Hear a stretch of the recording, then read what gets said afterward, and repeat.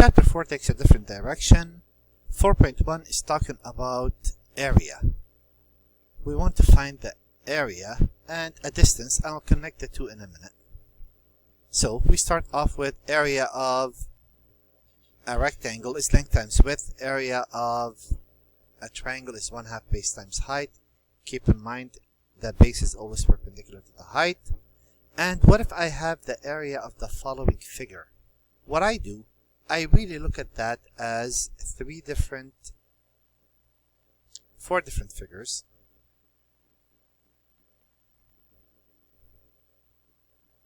And I say, you know what? Let me find the area for each, and the total area would be the sum of those. So, suppose you have a train traveling at the speed of 50 miles per hour, and it travels from 7 in the morning till 9 in the morning. How much distance did it cover? Well, assume this is time. Assume this is velocity. So this train is running steadily at 50 miles per hour. That's constant. And I'm trying to figure out between 7 a.m. and 9 a.m.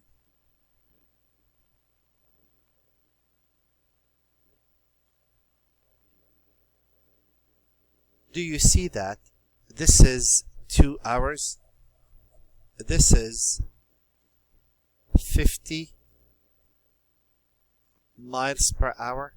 If I actually was to look at this area, wouldn't that area equal length times width? 50 miles per hour times, so length times width, which is 2 hours.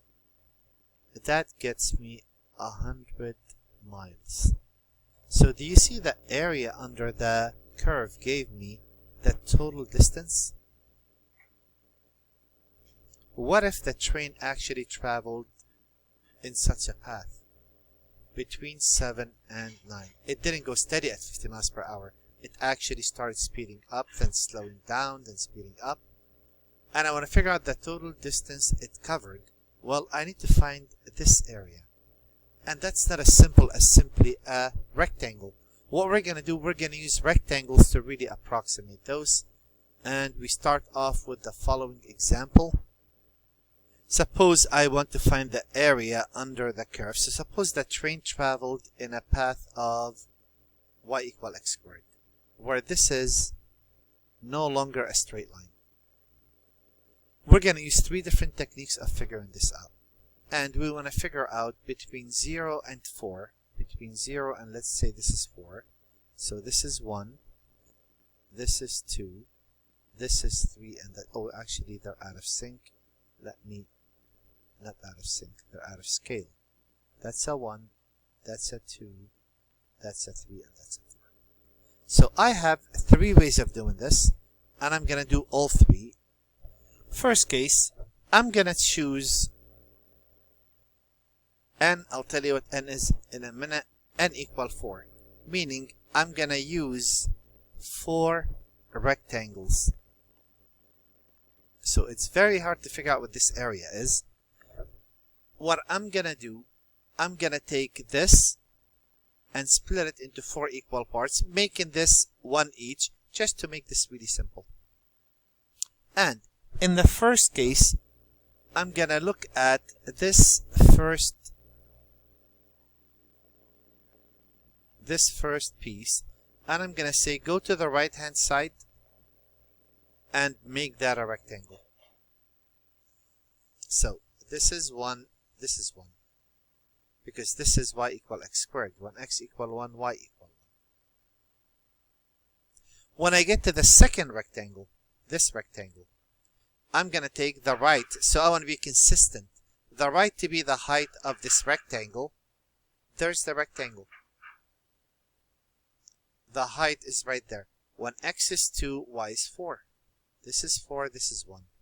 When I get to the third rectangle, again, I'm going to look at this. I want to create a rectangle. And this has a name. I'll tell you the name in a minute. So if I go straight up and say that's the height of the rectangle, there it is. This is a 1. This is a 9 because when x equal 3, y equal 9. And the last one, if I take the right hand side, make that the height. If x is 4, y is 16, this is 16 by 1.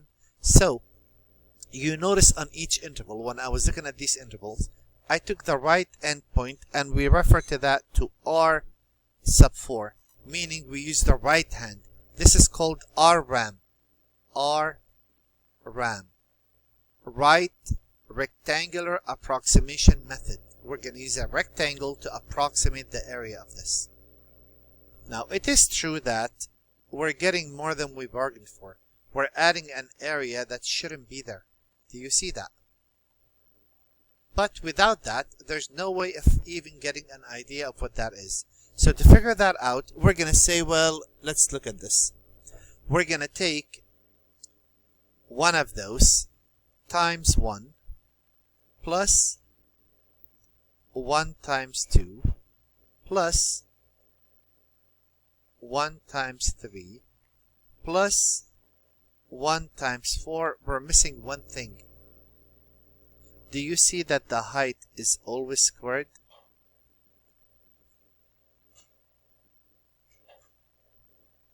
So I'm going to say this is 1 times 1 squared plus 2 squared plus 3 squared plus 4 squared, which is 1 times, and what is that? That is 1 plus 4 plus 9 plus 16. That is 20, that's 30. Now, I know 30 is an overestimate. What does that mean? I am certain that this 30 is more than the area because I added those portions that shouldn't be there. But at least I got an idea. That's how this mess started. Now, somebody looked at this and said, well, you could have looked at r sub 4 to be 1 times, right? F of 1 plus f of 2 plus f of 3 plus f of 4. And in case you're wondering what that means, this is a side note. I'm going to need that when I'm done with those 3 examples. This is meaning when you looked at those, you took the right endpoint. F of 1 is the height, f of 2 is the height, f of 3 is the height, and f of 4 is the height. Then somebody said, well, okay, not a problem. Let's do it again. The same exact problem, but let's do n equal 4 to make things simple. But let's use L sub 4. What do you think L sub 4 means? Well, break this into 4 equal parts. 1, 2, 3, and 4. So, L sub 4 would mean, when you look at the first interval, that's a 1. You take the left end point. So if x equals 0, y equals 0, this first rectangle has no height. When you look at the second rectangle, I'm sorry, that's 2, that's 3, and that's a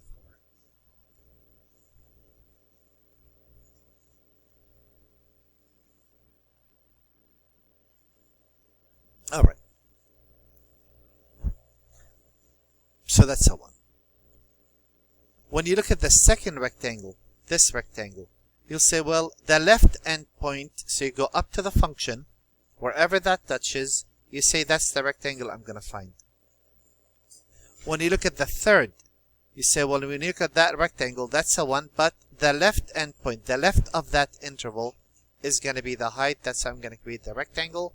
And when I look at the last, I'm going to take the left, go up all the way to the function, and create the rectangle. And this is the area we're going to provide and say that's the area of the whole thing. And what is that going to be? That's going to be 1 times 1 squared plus, actually the first one, I'm sorry, 1 plus 1 times 0 squared plus 1 times 1 squared plus 1 times 2 squared plus 1 times 3 squared. Meaning, when I look at the first interval, I took the left. When I look at the second interval, I took the left. When I looked at the third interval, the left. And the last interval, the left. And wouldn't that be 1 times 0 squared plus 1 squared plus 2 squared plus 3 squared? And that is 1 times 1 plus 4 plus 9. That is 14. And isn't this 1 times f of 0 plus f of 1 plus f of 2 plus f of 3? So let me just elaborate on that really quick. And I know this is an underestimate. And why is that? Because I left out this part I didn't count. And somebody said, if you take the overestimate and the underestimate and add them, and average those, that should give you a very good idea of what this area equals. Now, if I'm getting this straight, when I was looking at 0, 1, 2, 3, and 4, when I said use the right-hand approximation, you said 1 times f of 1. So for the first interval, you took the right. For the second, the right. Then the right. And then the right. Do we agree? When I said take the left-hand approximation, you said 1 times f of 0, the left of that interval. When you look at the second interval, you take 1. So you'll notice a lot of overlaps. And there it is, 4 subintervals. Just keep that in mind. And on the last example, somebody said, let's use m sub 4. What's m sub 4? Cut this into 4 intervals. Here they are, 4 subintervals. They said, well, that's going to be 1 still times, and this is how it works. When you look at the first interval, take the midpoint to be the height. When you look at the second interval, take the midpoint of that to be the height. When you look at the third, take the midpoint to be the height.